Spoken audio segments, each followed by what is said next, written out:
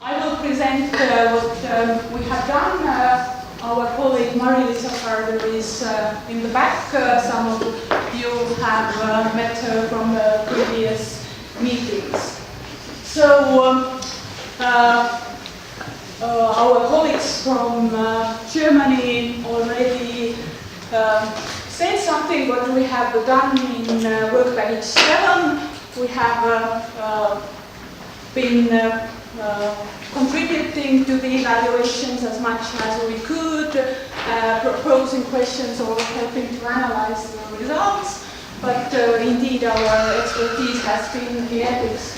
So we mostly focus on how to take the research ethics into account, and it was an interesting task throughout the project because the project was written in a way that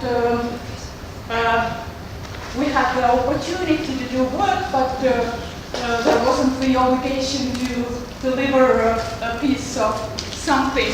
So I will just talk what we have done, and I start maybe with some basics that why ethics and integrity. And my very short answer would be to be a trustworthy partner to all the stakeholders involved. So you mostly know about research ethics that I think for very many researchers could be just a bunch of formal principles you have to follow when you do research, especially when the research involves human subjects. But actually the aim of the enterprise is good, that the subjects, their rights, safety is respected and safeguarded. And the research integrity goes even further from that, that covers all aspects of responsible conduct in research. There's a narrower sense, a broader sense, and I guess in this project the broader sense makes more sense and is more relevant. That means to act in a way that that all your doings are responsible, that you are publicly accountable and you show social responsibility. And maybe it's also interesting to notice that we can talk about research integrity in research in general, and also the integrity of a concrete researcher or practitioner. So in SSH, the central question is that how it should be regulated. That there was a huge debate that which framework that and the general answer should be that the approach should be contextual, that takes into account the diversity of methodological approaches there are, that if we talk about research in general, then the general principle is that the participation should be voluntary. And from the medical field, we always know that the decision to participate should be informed. In research ethics, in social sciences, the question about informing might be a bit different, that in some cases it's not possible to inform beforehand. So therefore, the contextual approach is especially relevant in SHA. One answer to give to the which framework is that you have to see what the funder requires from you. And usually you have to provide a bunch of information to show that you are trustworthy and what you are going to do. And these points are what the European Commission asked additional explanation about our projects, that we needed to give additional clarifications who are the target groups and how they are recruited, which informed consent forms and processes are used.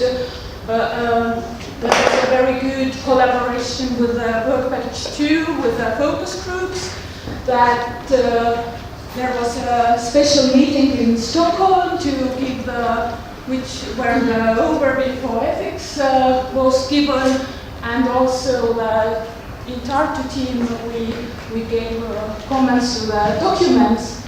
So the data management plan, how you deal with the data, also this includes all the issue about open access, that there could be the dilemma that if you collect some valuable information from the focus groups, and then but if you have to make it public, then how you analyze this data, that it would be much more valuable if it's not analyzed, but if you have promised that the persons will be not identifiable, then it's a dilemma you should actually think beforehand. Then the data collection about each partner, then the aspect of the using already existing data, and there could be also issue about ethical approvals.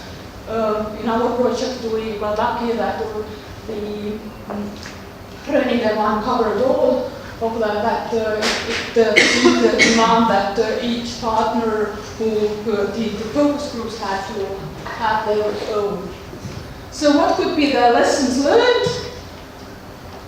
Is that we can talk about change of emphasis, that it's not so much research on, but with the research with different subjects and persons, and therefore the focus is much more participatory, and which also may end up in a form that the role of researcher may be adopted by very many different parties from the process. Of course, people with an academic background who also have either obligation or the willingness to be in the academic community to publish, have more expertise and are more responsible, but the other stakeholders can, in this process, be also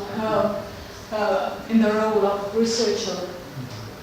And then this will lead to seeing all the practitioners or co-creators as ethical practitioners, and how to do is that not to see that there should be a focus on virtues and virtue ethics, to see what are the virtues good researcher should follow in order to do such type of research. Not that there are some outside rules or principles you have to follow, but more the virtues there are. So we can say that there should be movement from research ethics or ethics in general to broader research integrity. And this is my last slide, which have the take-home message, and I think it's ties in together what others have said earlier. The recommendation for all of you, and especially if you do other similar projects, is that to take time to be at the same ethics page.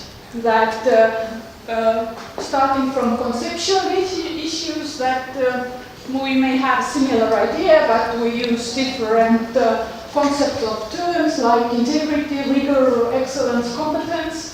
Then if we talk about values, do we talk about values as virtues or values as principles for good conduct, for instance, honesty and accuracy? Then if we talk about values, the different values can be in conflict, then how to solve these conflicts? or the same for different principles, and to go a broader picture than which are the codes you follow or you should follow, and are similar or different. So it's very easy to assume that everybody understands things like I do, but actually the picture is much diverse. So like communication, to just talk things through, then there wouldn't be so much surprises, to put it mildly, later, and that therefore we can have results that not only can contribute to make the world better, but that we show that we have done it in a way that we are responsible, and also showing that we are trustworthy partners to all stakeholders. So thank you.